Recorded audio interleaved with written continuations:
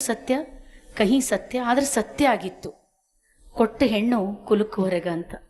ಇನ್ನು ನಿನ್ನ ಜೀವನದ ಯಾವುದೇ ನಿರ್ಧಾರ ತೆಗೆದುಕೊಳ್ಳುವಂಥ ಅಧಿಕಾರ ಇರುವುದು ನಿನ್ನ ಅತ್ತೆ ಮಾವನಿಗೆ, ನಿನ್ನ ಗಂಡನಿಗಷ್ಟೇ. ನೀನು ಅವ್ರು ಹೇಳ್ದಂಗೆ ಕೇಳಿದ್ರಷ್ಟೇ ನಾವಿಲ್ಲಿ ತವ್ರ ಮನೆಯೊಳಗೆ ಸಮಾಜ ನಮಗೆ ಬದುಕಲಿಕ್ಕೆ ಬಿಡ್ತದೆ. ನೀನಲ್ಲೇ ಸಂಸಾರ ಮುರ್ಕೊಂಡು ಇಲ್ಲಿ ಬಂದೆ ಅಂದ್ರೆ ನಮಗೂ ಚುಚ್ಚಿ ಚುಚ್ಚಿ ಮಾತಾಡ್ತದೆ. ಅದಕ್ಕೆ ಎಷ್ಟೊತ್ತಾದರೂ ನೀನಲ್ಲೇ ಇದ್ದು ಬದುಕಿ ತೋರಿಸಿ ನಮ್ಮ ಮನೆದ ಹೆಸರು, ನಿನ್ನ ಗಂಡನ ಮನೆ ಹೆಸರು ಎರಡೂ ತೊಗೊಂಬರ್ಬೇಕಂತ ನಮ್ಮಮ್ಮ ನನಗೆ ಸಣ್ಣ ಇದ್ದಾಗನ ಆ ಪಾಠ ಹೇಳಿಬಿಟ್ರು. ಯಾಕಂದ್ರೆ ನನ್ನ ಮದುವೆಯಾಗಿ 24 ವರ್ಷ ಆಯಿತು.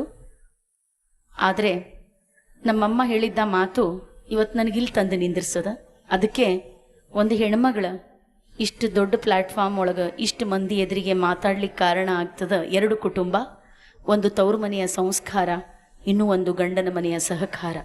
ಇವೆರಡಿದ್ರಷ್ಟೇ ಒಂದು ಹೆಣ್ಮಗಳು ಈ ಸ್ಥಾನಕ್ಕೆ ಅರ್ಹಳಾಗ್ತಾಳೆ ಅಂತ ಹೇಳಲಿಕ್ಕೆ ನಾನು